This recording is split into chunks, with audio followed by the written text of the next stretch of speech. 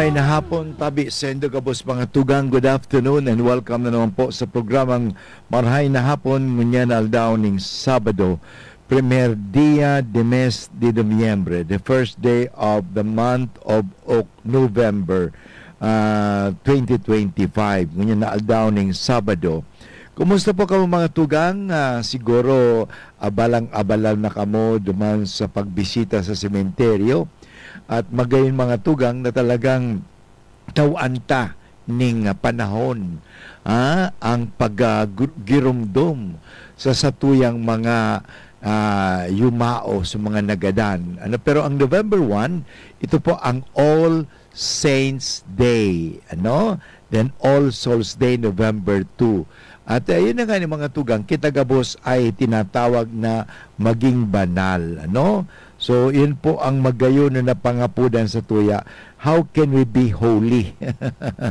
Para tayong maging banal. Digdi pa sa daga, bago kita magadan, pwede po kitang maging banal.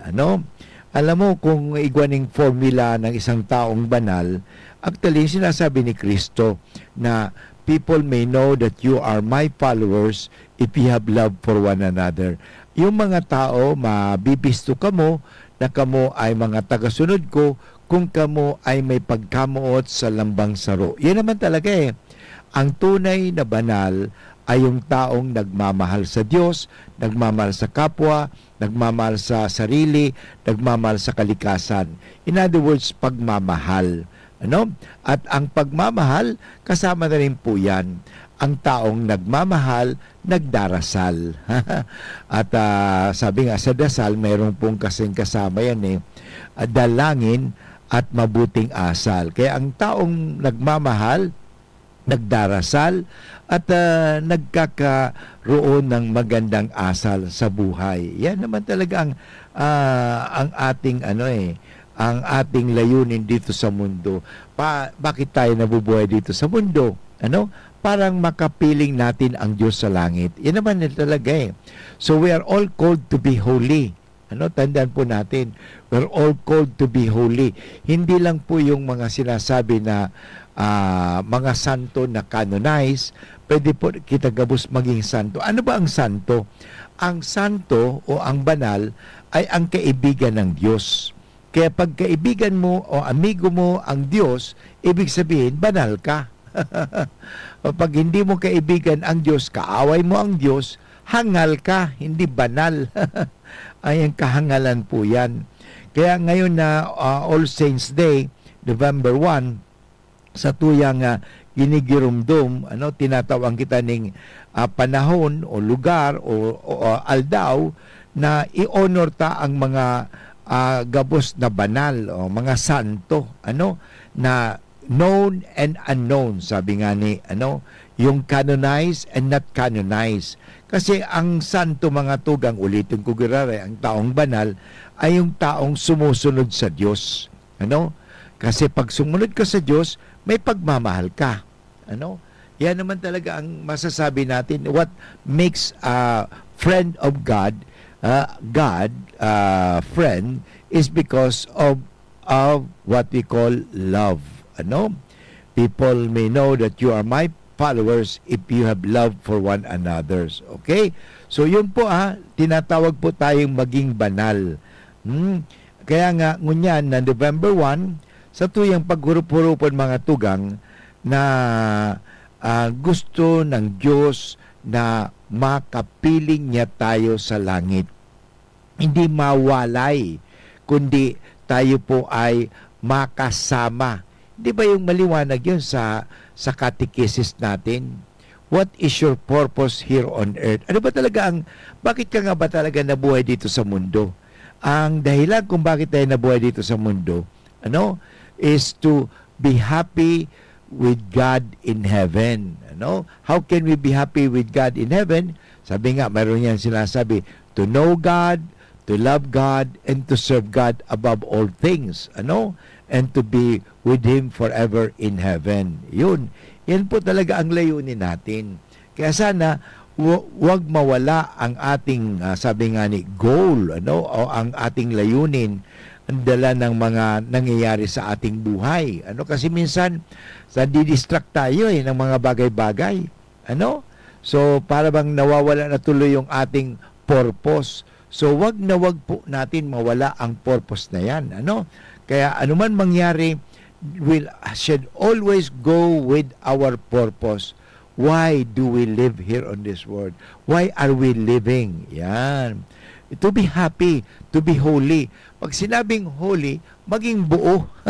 Holy nga pwede rin yung buo kasi dapat tayo buong buo.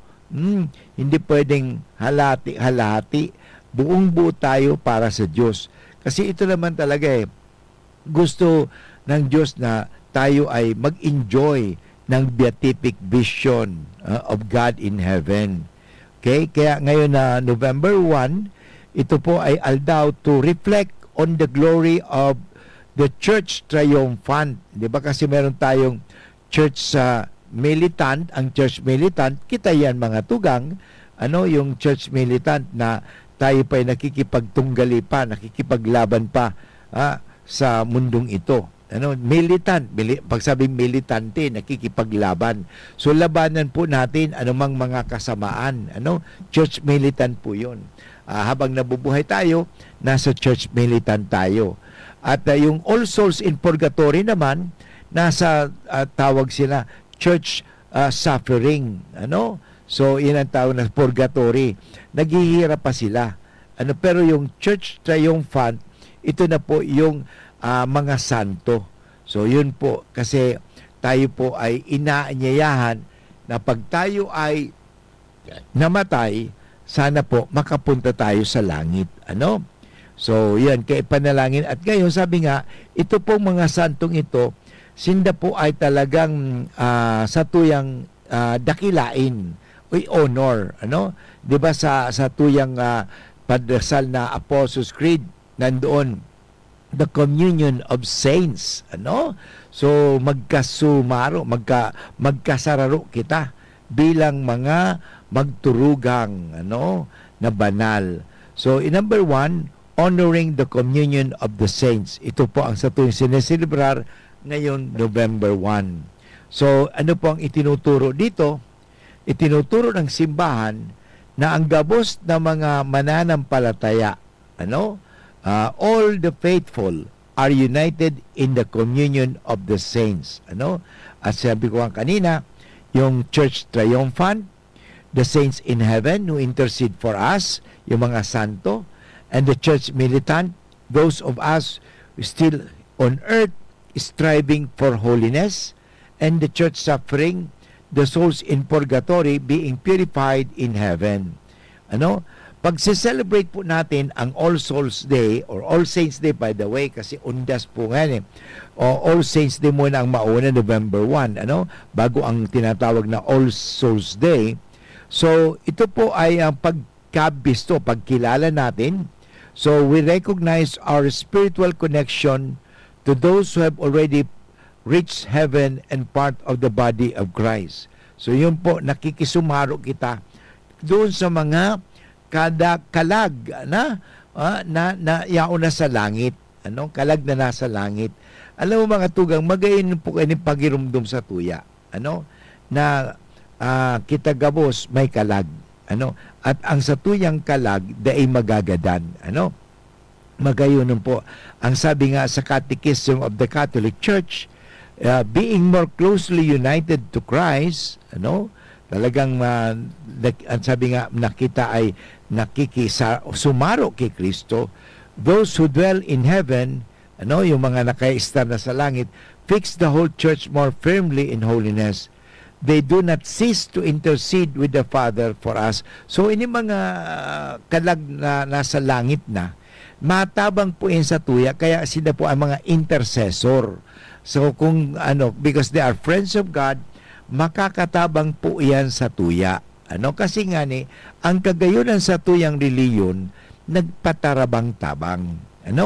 Halimbawa, tinabangan ta na makalaog sa langit, pag yaon naman sila sa langit, tatabangan man kita na yaong padigdi sa daga. Yan ang kagayunan ka sa tuyang reliyon. Patarabang-tabang. Miski nga gadan na, natatabangan pa nakakatabang pa rin. Ano? Yan po ay magayon. Anyway, babalik mo si Father Butch pagkatapos kan mga pagiromdo. Pre, makinig ka muna. Payong kaibigan lang ha. Work hard, play hard. Yan ang motto ko dati. Pero nakakapagod din pala katagalan. Sa gitna ng lahat ng mga puyat, inom at pagkain ng masasarap, kasama na ang oily at fatty foods, kailangan pa ring bantayan ang kalusugan. Tamang kontrol ang kailangan. Katuwang ko, ang Liverade. May silimarin na maaring makatulong protektahan ang atay. Cheers to more good times. Be a liver lover. Mahalagang paalala, ang Liverade ay hindi gamot at hindi dapat gamitin paggamot sa anumang uri ng sakit. Ang good drinks at good food, perfect combo. Isama pa ang Liverade para sa kalusugan ng atay. Mabibili sa mga leading drugstores nationwide. Mommy and Daddy, back to school na ba ang inyong chikiting? Sa pagbabalik ng school-based immunization ng DOH, katuwang ang DepEd at local government units, siguruhin sila ay protektado laban sa mga vaccine-preventable diseases. Makilahok at makipag-ugnayan sa kanilang mga paaralan, and together, let's protect the future of our children. Be wise, immunize! Isang paalala mula sa inyong DOH Bicol Center for Health Development. Piolo Pascual po. Sa ubo at hika, may Plemex Forte Syrup and bottles. Pero para sa ginhawang kailangan agad, may Plemex Forte Capsule and Blister Pack. Madaling bitbitin, kayang ibulsa. Gawa sa natural na lagundi na tumutunaw at nagpapalabas ng plema. Convenient na, ginhawa pa. Plemex Forte Lagundi in Capsule. Basta lagundi, Plemex. Easy! Vitex Segundo L is the generic name of Plemex Forte. If symptoms persist, consult your doctor.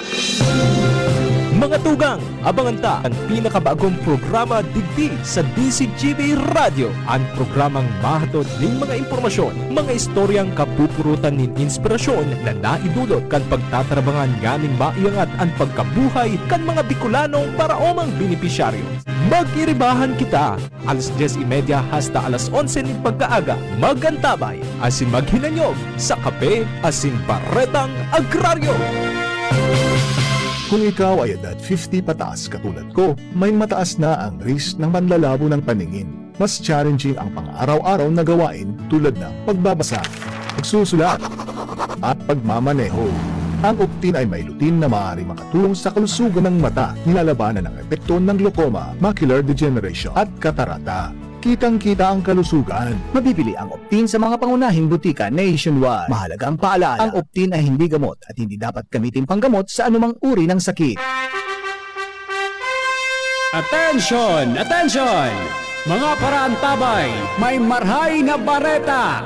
Ang DZGB nasa cellphone na! Yes po! Madadangog na ang DZGB sa saindong mga cellphone. Sa katuyuhan na mas lalo kamong mapagsilbihan, asin dagdag na konbinyensya sa saindo gabos, ang DZGB. Pwede nang ma-access sa paagi kan sa indong cellphone. I-download lang sa saindong mga Android phone ang DZGB app sa paagi kan Google Play Store, asin Apple App Store, asin nanapo ng DZGB Live. I-install sa saindong gadget, asin malinig nindong madadangog ang DZGB. Libre po ini, DZGB. Number 1 na, may Facebook Live pa. Ngunyan, may DZGB Live app na. O, ano pang pigahalat nindong mga paraan tabay? Download na! Kasama natin ang Diyos, di ako mangangamba, di ako mababalisa. Kasama natin ang Diyos, kasama natin ang Diyos, di ako malulungkot, di ako matatakot. Kasama natin ang Diyos. Okay, padagos po kita giraray sa programang Maray na Hapon with Father Butch Bombasi OP ngunya na November 1. And by the way, ini po sa rong record that si Father Butch wara padigdiho sa Legazpi. Ano? Ngunya na November 1, sa tuya nga ni mga tugang sineselebrar ang kapista ng lahat ng mga santo. Ano? All Saints Day. Ang ibig sabihin, nakita gabos, magpakabanal. Yan, pangapudan po ini. Ano? Alam mo, noong November 1, 835, ay ipinalipat ni Papa Gregorio IV isang malaking templo ang mga buto ng relikya ng lahat ng mga santo at santa sa katakumba at inilaan ito sa karangalan ng lahat ng mga santo at santa sa langit. Alam mo, dati kasi ang mga Kristiyano ay nilibing o nilulubong yan mga tugang doon sa katakumba. Actually, ako po ay nakapunta na sa katakum ng San Stephen, duman sa Roma. At yun nga, papasok ka talaga doon sa ilalim, At yun po talaga ang libingan nila.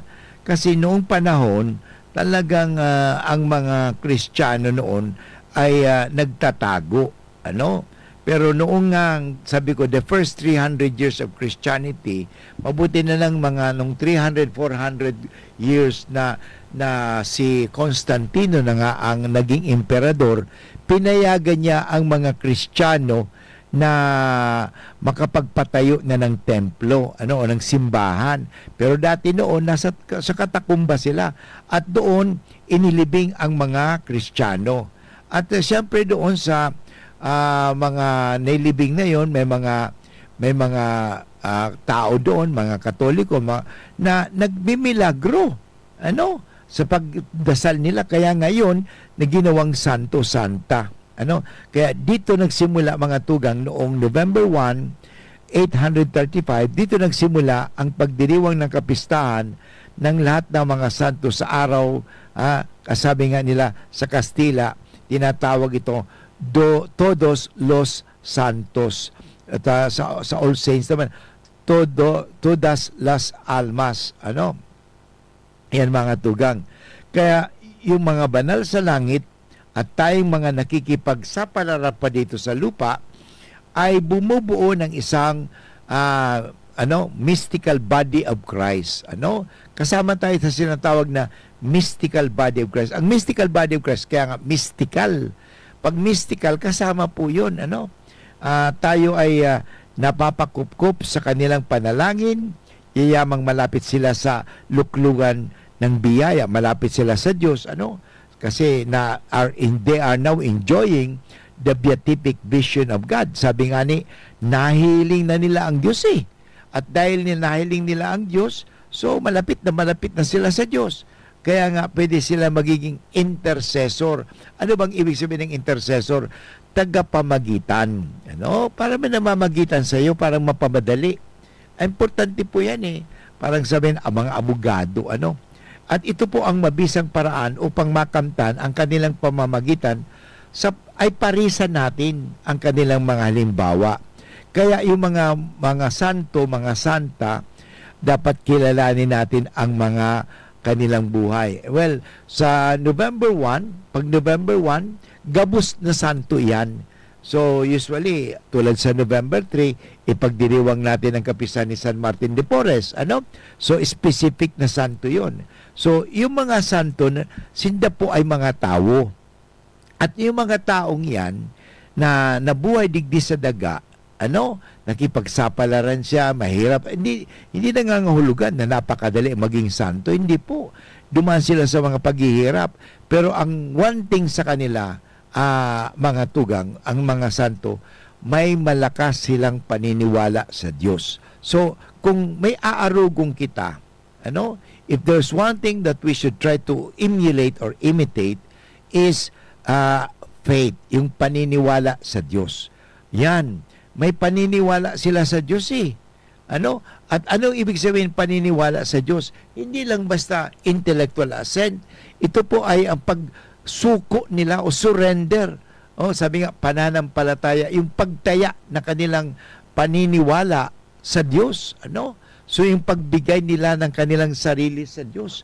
Kasi nga, ang taong nagtutubod, nagsusunod. Yan maliwanag talaga Kaya nga itong mga santong ito na nagtubod, nagsunod sa kagustuhan ng Diyos. Kaya ganun man kita. Kaya sabi nga parisan natin ang kanilang mga halimbawa. Tularan natin ang kanilang mga halimbawa. Kaya maganda po. Anyway, ngayong November 1, gabos po iyan. Gabos na mga santo. So, uncanonized or canonized, yung mga nasa altar o wala sa altar, na alam natin na nang nabubuhay padigdisin na sa daga, talagang nagkaigwaning marhay na buhay. Yan. Arugunta. Ano? Yun naman talaga ang importante sa buhay. Meron kitang mga modelo. Ano? Ang mga santo po, sila po ay mga modelo. Ano? Sila po ay mga model. Ano? Ang santong kapangalan natin ay may kapistahan sa ating kaarawan, ay ating pintakasi sa langit. Ano? Kaya nga maganda rin po yung tinatawag natin na meron tayong mga patron saint. Ano? Ang aking patron saint, mga tugang, sapagkat malaki ang ginawa niya sa akin na ako'y isinilang, ay si San Vicente Ferrer. Kaya kasi si San Vicente Ferrer ay talagang milagroso po yan, lalo na sa mga bata. Kaya nga ako nagmimisa din dyan sa First Friday. Sa First Friday, nandiyan naman po ako sa Tabaco, this coming First Friday. So magmimisa po ulit ko dyan. Kaya si San Vicente Ferrer, siya po ang aking patron. At kaya nga palagi ko po siyang hininga ng dasal, hininga ko ng tulong. Yan po ang parang malalapitan mo. Dapat maganda sa atin, meron tayong mga patron saint. Kaya ngayon na sineselebra natin o pinagdiriwang natin ang All Saints Day, so maganda po. Punta natin. Sino ba ang saint mo? Yan. Napakahalaga ito. Magpatulong tayo sa kanila at parisan natin ang kanilang kabanalan. Yan naman talaga ang mahalaga dito. Ang All Saints Day ito nagpapaalala sa atin na ito na nga, meron na tayong mga model, napakaganda. Paalala po ito sa atin. Kaya kung ating babasahin ang ebanghelyo sa araw na ito ng All Saints Day, ito po ay hango sa ebanghelyo ni San Juan, ni San Mateo pala. San Mateo, kabanata 5, talata 1 hanggang 12. Okay, basahin ko mga tugang ha. Napakaganda po ito. Nang makita ni Jesus ang makapal na tao, umahon siya sa bundok. Naupo siya roon at lumapit sa kanya ang kanyang mga alagad. At nagsimula siyang magturo sa kanila. Mapapalad ang mga may diwa ng dukha, sapagat sa kanila ang kaharian ng langit.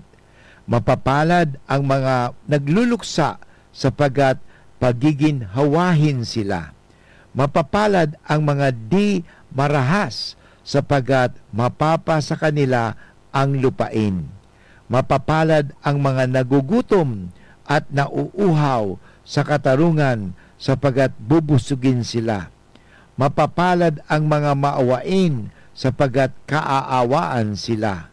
Mapapalad ang mga busilak na puso, sapagat makikita nila ang Diyos.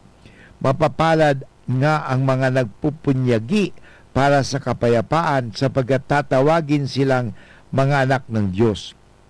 Mapapalad ang mga pinag-uusig dahil sa katarungan, sapagat sa kanila ang kaharian ng langit. Mapapalad kayo kung iniinsulto kayo at pinag-uusig at sinisiraan puri dahil sa akin. Magsaya kayo at maggalak, sapagat malaki ang gantimpala na nasa langit para sa inyo. Ganito rin pinag-usig ang mga propetang nauna sa inyo. Mga kaibigan, ito po ang mabuting balita sa araw na ito ng November 1 na nagpapaalala sa atin na tayo ay maging mapalad. Yun. At pag ikaw mapalad, ikaw ay mahalaga po yan, ikaw ay banal. Anyway, babalik mo si Father Boots pagkatapos ng mga paalala. Ang oras tabi mo niyan is 30 minutes after 1 o'clock. An oras hatod sa Indokang. Plemex for Kids. Mommies, agapan agad ang ubo at plemang nakabara. Pambatang lagundi. Plemex! Liver Aid Silimarine Capsule. Ang good drinks at good food, perfect combo. Isama pa ang Liver Aid. It's liver lover, boys! Artisan Joint Supplement. Bumabagal ang galaw dahil sa joint pain at arthritis. Mag-Artisan Optin Lutein Capsule. Alagaan ang paningin sa tulong ng Optin. Kitang-kita ang kalusugan ng mata. Plemex for kids. Mommies, agapan agad ang ubo at plemang nakabara. Pambatang lagundi. Plemex! Attention! Attention!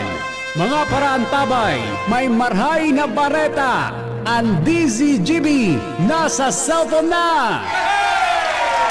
Yes po! Madadangog na ang DZGB sa saindong mga cellphone. Sa katuyuhan na mas lalo kamong mapagsilbihan, asin dagdag na konbinyensya sa saindong gabos, ang DZGB. Pwede nang ma-access sa paagi kan sa indong cellphone. I-download lang sa saindong mga Android phone ang DZGB app sa paagi kang Google Play Store, asin Apple App Store, asin hanapo ng DZGB Live. I-install sa saindong gadget, asin malinig nindong madadangog ang DZGB. Libre po ini. DZGB. Number 1 na, may Facebook Live pa. Ngunyan, may DZGB Live app na. O, ano pang pigahalat nindong mga paraan tabay? Download na!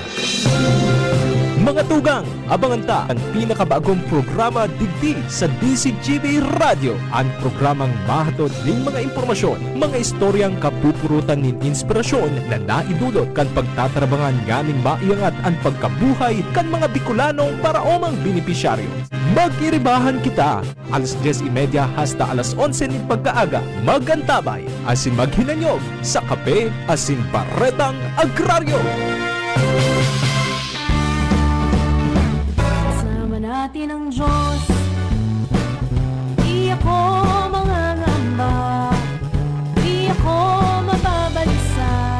Kasama natin ang Diyos, kasama natin ang Diyos. Di ako malulungkot, di ako matatakot. Kasama natin ang Diyos. Okay, balik po kita giraray sa programang Maray na Hapon with Father Butch Bombasi, OP. Hindi po sarong recorded. And by the way, kanina, binasa po natin ang magandang ebanghelyo sa araw na ito ng November 1 tungkol sa kapistahan ng mga banal. At masasabi natin, ang lahat na banal ay mapapalad. Dahil nga sila ay bukas palad. Talaga malaki po yung tulong na yan. Alam mo, mangarap na tayo ay makarating sa kaharian ng Diyos. Napakahalaga po ito. Ikaw ba ay nangangarap na makarating ka man lang sa kaharian ng Diyos? O baka hindi tayo nangangarap? Ang ating pangarap ay basta yumaman ako, matapos ang pag-aaral ko. Ibang pangarap mo? Alam mo, kung gano'n ang pangarap mo, ay walang walang saysay po yan kasi mawawala po yan. Pero kung ang pangarap natin, makapunta tayo sa langit, yan po ang tunay na pangarap. Hindi yung pangarap na makapagtapos ng pag-aaral, maging mayaman, makapagpatayo ng bahay, magkaroon ng kotse. Hindi po yan. Ang tunay na napakagandang pangarap ay makarating tayo sa piling ng Diyos, sa kaharian ng Diyos. Yan ang napakagandang pangarap. Paano natin magagawa yan? Ditularan natin ang mga santo, mga banal. Kaya sa araw na ito, hindi lang yung kilalang santo ating ipinagdiriwang. Katulad ni San Francisco de Assisi, Santa Clara de Assisi, si Padre Pio, o si San Jose, o marami pang iba. Bagos pati ang mga hindi na diiklara ng santo sa simbahan, sapagat ang lahat na nakapasok sa langit ay banal. Hindi po kasi tayo makakapasok sa langit pag hindi po tayo malinis. Hindi po tayo banal. Kaya pag sinabing banal, malinis po yan. At ano ang nakakapagpalinis sa atin? Ang nakakapagpalinis sa atin ay ang pagsunod sa Diyos. Kaya pag gusto mong maging malinis, sumunod ka sa Diyos. magiging malinis ka. Magiging malinis ang iyong kalooban, magiging malinis ang iyong hangarin, magiging malinis. Kasi, siyempre, malinis ang langit eh. Hindi pwede. Kaya nga si Maria, di ba, parang siya maging ina ni Jesus. She has to be immaculately conceived, by her mother, Saint Anne. Parang sa ganun, walang bahid na kasalanan. In other words, malinis. Kasi hindi po tayo makakapasok sa langit pag tayo po ay marumi, o may kasalanan. Kaya kinakailangan po tayo ay linisin muna. Kaya sinasabi, purgatorio. Kaya purgatorio tayo eh. Ano ibig sabihin ng purgatorio? Pinupurga, nililinis. Linisin mo na. Kaya nga, mahalaga po ito. Ngayon, yung mga nasa langit, ay mga tao na yon na nalinis na o nilinisan na. Kaya sila nakapasok sa langit. Yan, napakahalaga. Hayaan natin ang ating mga sariling pangarap na makarating sa kaharian ng Diyos. Maganda po ito talaga. Dahil sa langit, doon sasambahin may Diyos, naganap na kaligayahan na hindi natin kayang unawain sa mundong ito kasi it will always fall short. At doon matutuklasan natin sa langit, maganda po ito, kung gaano karaming pagmamahal, ligaya at pagpapahalaga ang naghihintay para sa atin. So sabi nga, ano ba ang nandoon sa langit? Ay, walang iba. Ang Diyos at masaya ang nandoon. So kasiyahan lagi. So at kapayapaan, kaligayahan, walang hanggan. Sa langit din, marami ang namamagitan para sa atin. Kaya nga doon mga nagpapadala ang Diyos sa atin ng mga anghel de la guardia, mga anghel at mga santo na sumusuporta po sa atin. Sila ay nagbabantay, sumusuporta, nanghihikayat at tumutulong sa atin sa pamamagitan ng kanilang mga panalangin. Kaya nga isa pa yan ang napakahalaga sa pagiging santo o banal, yung ikaw ay paladasal. Yun naman talaga ang makisasabi natin, ang taong paladasal ay isang taong banal. Pag sinabi kong paladasal, hindi po yung basta dasal ka ng dasal. Ibig kong sabihin, pag ang tao paladasal, nagpapailalim po siya sa kagustuhan ng Diyos. Yan ang tunay na dasal. My will be done. My will be done.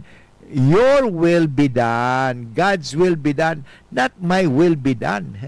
Kasi ang nangyari sa atin my will be done. Hindi God's will be done. So yun po pag ang tao na nagdarasal, kaya ang sabi ko, ang taong nagdarasal ay magiging banal. Yan naman number 1 katangian ng isang taong banal. Palagi siyang nagdarasal, palagi siyang nagpapailalim sa kagustuhan ng Diyos. Hindi yung kagustuhan niya, ang masusunod, kundi yung kagustuhan ng Diyos. Yan mga tugang. Kaya nga, sa langit, ang mga santong ito, sila po ang namamagitan. Tulad ng isang mountaineering na nakarating sa tuktok ng bundok, mas madali sa mga pagsunod at paglalakbay patungo sa langit dahil sa kanilang gabay. Kasi may nauna na sa iyo parang umaakit ka sa Mount Everest, may nauna na sa iyo. Actually, yung pero tinahak niyang daan, pwede mong daanan din. O ganun din sa buhay Kristiyano natin. Yung mga dinaanan ng mga tao na naging banal, pwede mong daanan din yung paglalakbay. Kaya sabi nga, mas madali sa mga sumusunod ang paglalakbay patungo sa langit dahil sa kanilang gabay. Ginagabayan tayo. So, mula sa itaas, palakasin ang ating loob. Itinuturo sa atin ang tamang hakbang. At babalaan pa tayo sa mga panganib. Kaya nga, minsan makikita natin na ang mga santong yan, dahil sila ay nagsisilbing katuwang, katabang sa buhay natin, tayo ay naipoprotektahan pa. At hindi lang yan, sabi nga, tayo po ay naihahadya sa anumang masama. Kaya napakaganda po yon. Kaya binabalaan tayo sa mga panganib. Mag-ingat kayo sa mga hamon ng buhay.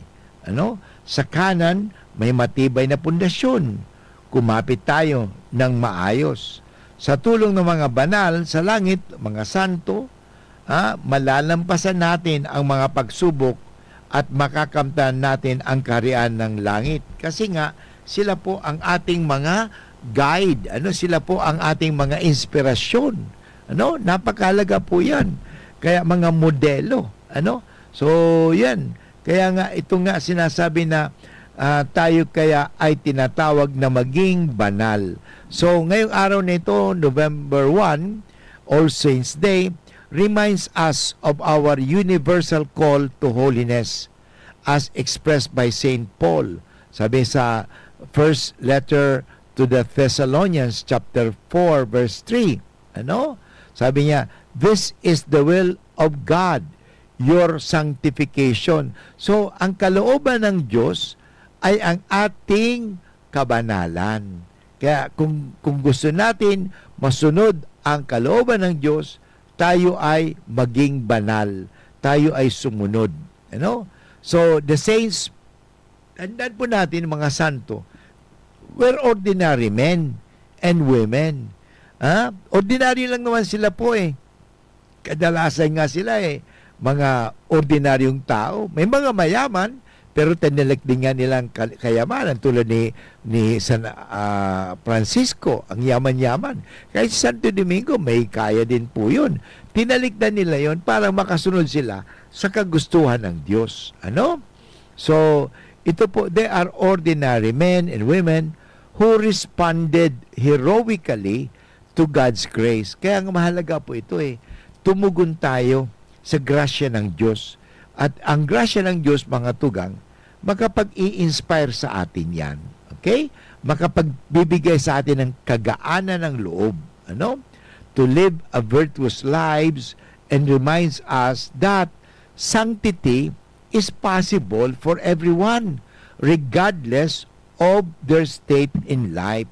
So, posible po tayo maging banal. Huwag mo sasabihin, hindi po ako pwedeng maging banal. Hindi po.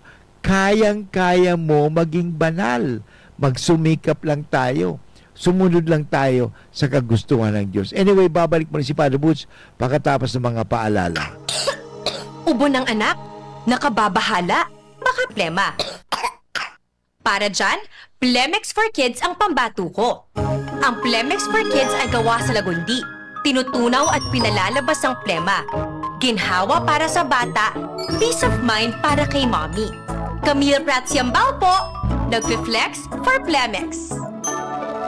Pambatang lagundi, Plemex! Vitex Segundo L is the generic name of Plemex for kids. If symptoms persist, consult your doctor. Mommies, agapan agad ang ubo at plemang nakabara. Pambatang lagundi, Plemex! Abangan sa Radyo DZGB ang programang Usapang Consumer at Negosyo. Programang magtataunin kasimbagan sa saindong mga kahapotan tungkol sa pagnegosyo. Magdadara ng kadagdagang impormasyon mapadapit sa mga diretsyon nin mga konsumidor asin mga giya kung paano maging mga responsableng para bakal.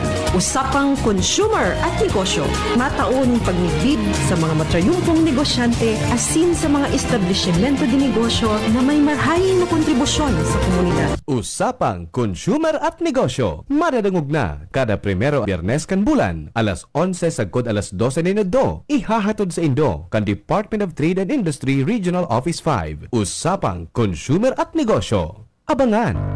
Tuhod, siko, baywa, aray! Pag laging pasan ang sakit sa kasukasuan, sign na yan ng arthritis o joint deterioration. Karaniwan kapag nagkakaedad na, kailangan ng tibay at ginhawang makakapitan. Kaya ng artrisin yan. May undenatured type 2 collagen at methylsulfonyl methane na maaaring makatulong protektahan ang kalusugan ng kasukasuan. Make the right move. Uminom ng artrisin araw-araw. Mabibili ang Artresin sa mga leading drugstores nationwide. Mahalaga ang paalala, ang Artresin ay hindi gamot at hindi maaaring gamitin panggamot sa anumang uri ng sakit. Huwag baliwalain ang kirot na nararamdaman sa tuhod. Baka hindi lang yan joint pain, kundi sintomas ng arthritis. With proper diet and exercise, uminom ng Artresin. Ang Artresin ay undenatured type 2 collagen at metosulfonol methane supplement na maaring makatulong protektahan ang kaso-kasuan. Ito ay may antioxidant at anti-inflammatory properties na tumutulong labanan ang epekto ng arthritis tulad ng pananakit ng kaso-kasuan, pagkasira ng buto at limitadong paggalaw. Sa tulong ng Artresin, maaring mas tumibay ang cartilage, ligaments, tendons at synovial fluid na bumubuo sa kaso-kasuan, mas flexible gumalaw, kayang-kaya maglakad o mag-jogging. Mabibili ang Artresin sa mga pangunahing butika nationwide. Make the right move. Mga tugang, abangan ta ang pinakabagong programa digdi sa DCGB Radio. Ang programang mahatod ng mga impormasyon, mga istoryang kapupurutan nin inspirasyon na naidulot kan pagtatrabangan nganing maiangat ang pagkabuhay kan mga Bicolanong paraomang benepisyaryo. Mag-iribahan kita, alas 10:30 hasta alas 11 ng pagkaaga. Magantabay, asin maghinanyog sa kape, asin paretang agraryo. Attention! Attention! Mga paraantabay, may marhay na bareta! Ang DZGB nasa cellphone na! Yes po! Madadangog na ang DZGB sa saindong mga cellphone. Sa katuyuhan na mas lalo kamong mapagsilbihan, asin dagdag na konbinyensya sa saindo gabos, ang DZGB. Pwede nang ma-access sa paagi kan sa indong cellphone. I-download lang sa saindong mga Android phone ang DZGB app sa paagi kan Google Play Store, asin Apple App Store, asin hanapo ng DZGB Live. I-install sa saindong gadget, asin malinig nindong madadangog ang DZGB. Libre po ini, DZGB. Number 1 na, may Facebook Live pa. Ngunyan, may DZGB Live app na. O, ano pang pigahalat nindong mga paraan tabay? Download na! Kasama natin ang Diyos, di ako mangangamba, di ako mababalisa. Kasama natin ang Diyos, kasama natin ang Diyos, di ako malulungkot, di ako matatakot. Kasama natin ang Diyos. Okay, balik po kita giraray sa programang Maray na Hapon with Base OP. Ngunyan aldaw ning Sabado, petsa 1 kang bulan ning Oktubre 2025. At pinag-uusapan nga po natin ngayon para tayo maging banal. Kasi tayo ay tinatawag na maging banal. Kasi sabi nga sa first letter of St. Paul to the Thessalonians chapter 4 verse 3, the will of God is our holiness. Ang satuyang pagiging banal. Okay? Yan po talaga ang natin. Saka at the same time, ang kabanalan ay pwede po sa gabos. Regardless of their state in life. Mahirap, mayaman, o tingnan mo, yung bagong santo ngayon, si sa Acutis, si Acutis, mga tugang. So, yan talagang masasabi natin na ordinary lang, pero may ginawa silang kabanalan.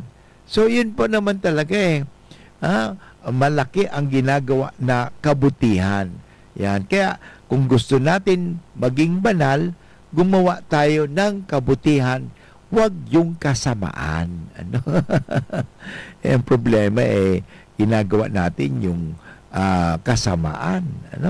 So isa pa pag-usapan natin ngayon na All Saints Day, ito po ay isang pasasalamat. It's a day of gratitude, Tuwing All Saints Day, tayo dapat ay magpasalamat sa Diyos. Bakit? Sa mga biyayang pinagkakalob niya sa atin sa pamagitan ng mga santo o santa. Kasi nga, itong mga santo-santang ito, pwedeng sabihin natin ginagamit ng Diyos sa pagtulong sa atin para matulungan niya tayo. Kaya ganun sabi ko nga sa simula pa lang, ang kagayunan kasatuyang reliyon bilang Katoliko, kita ay nagtatarabangan. We help one another get to heaven. Yan naman talaga yun eh. We have to help one another how to get to heaven. Yun. Hindi yung ako lang ang gumapunta sa langit. Kaya sabi ko ang asubago kailangan sa pakintak, yung pangarap sa mapangarap natin makapunta sa langit o makapasok sa karya ng langit ay talagang set it on fire. Ibig sabihin na talagang pag-alabi natin yun. Hindi pwedeng ningas kugun po yan. Dapat maano natin yan na ang tayong lahat ay talagang magtulungan patungo sa langit. So ito po kaya nagpapasalamat tayo sa Diyos dahil ang mga santo ay ginagawa niyang mga katulong para sa atin. Kaya nga hindi naman po sila ang sinasamba natin. By the way, ulitin ko mga tugang, ang mga santo, mga santa, hindi po natin sila sinasamba. Actually, we honor them. At ang pinaka-highest natin sa pagsamba ay ang Diyos. At ang pangalawa, hindi naman natin sinasamba, si Maria po hindi natin sinasamba, pero dinadakila natin siya, hyperdulia, and then dulia, ang tawag po dyan.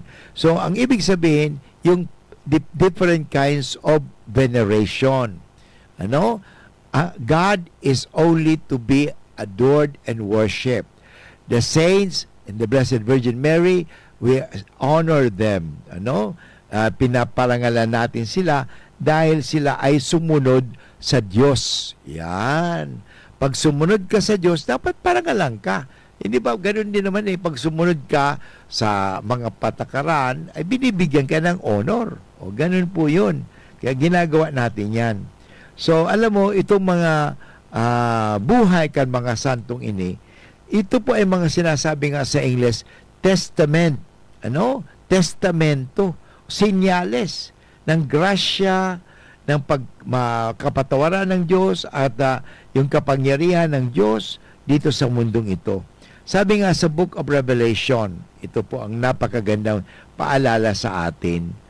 All these things I saw a great crowd, which no one should number, every nation and tribe and people and language, standing before the throne and in the sight of the Lamb, clothed in the white robes and with palm branches in their hands. Ito po ay isang pangitain. Itong binasa natin from Revelation chapter 7 verse 9.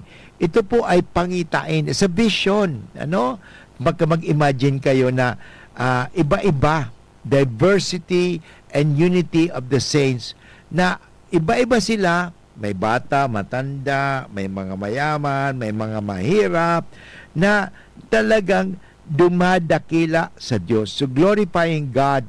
Okay? Yun. Okay? Ang isa pa po, napag-usapan natin dito ngayon sa All Saints Day, ito po, rooted in tradition. Ito pong ginagawa natin na kapiestahan ito, ay nasa po yan? Nasa tradition po yan. The celebration of All Saints has ancient roots in the church. Kaya by the 4th century AD, Christians in the East honored all martyrs collectively. Yun. Siyempre, pinaparangalan nila ang mga martyrs, ang mga nagbuwis ng kanilang buhay para sa Diyos. Kaya nga in 1609 AD, Pope Boniface IV consecrated the Pantheon in Rome to the Virgin Mary. Kaya alam mo, napunta na po ako doon sa Pantheon.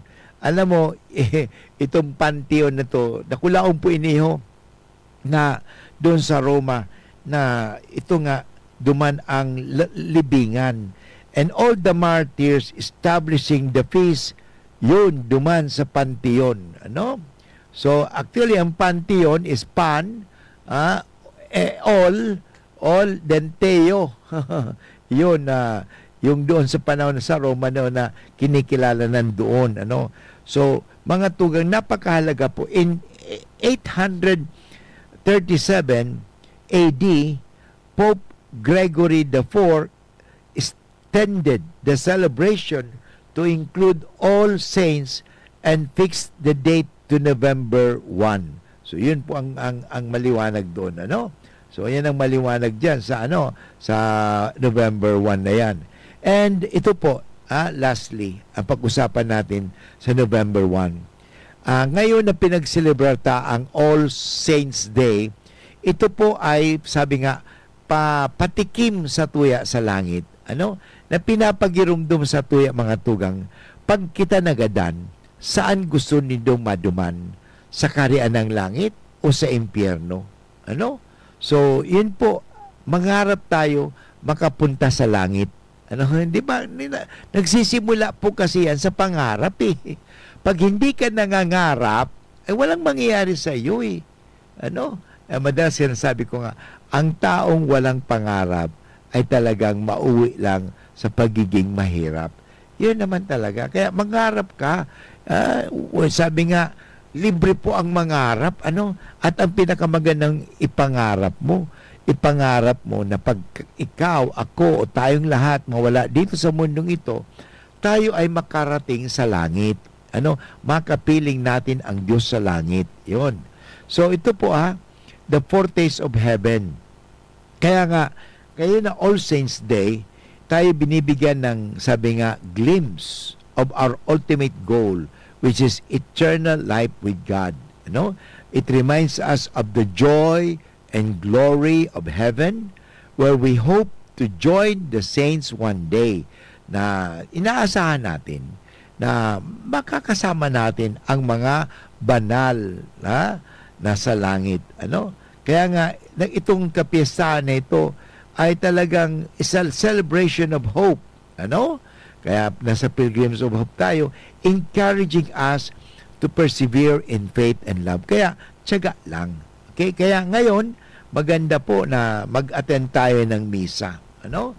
So, All Saints Day is, of course, a holiday of obligation in many countries, meaning Catholics are required to attend Mass unless excused for a serious reason. Okay? So, in summary, mga tugang, we celebrate All Saints Day to honor the saints, to be inspired. Dapat ma-inspire tayo by their example, to give thanks to God, magpasalamat sa Diyos, and to renew our commitment to the path of holiness, na pinapagirumdum sa tuya na tayo ay maging banal. Sabi ko nga sa bago, mangarap ka naman maging banal, mangarap ka naman makapasok sa langit. Ano? So yun.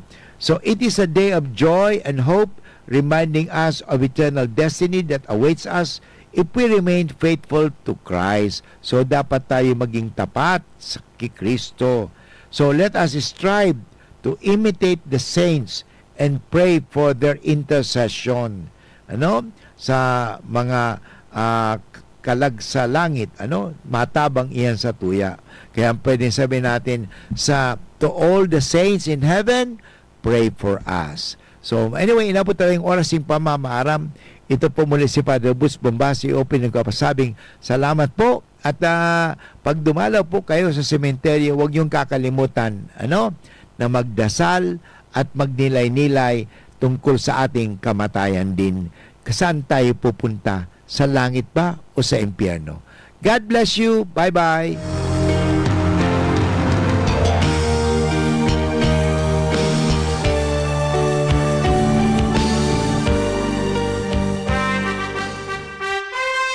Attention! Attention! Mga paraantabay, may marhay na bareta! Ang DZGB nasa cellphone na! Yes po! Madadangog na ang DZGB sa saindong mga cellphone. Sa katuyuhan na mas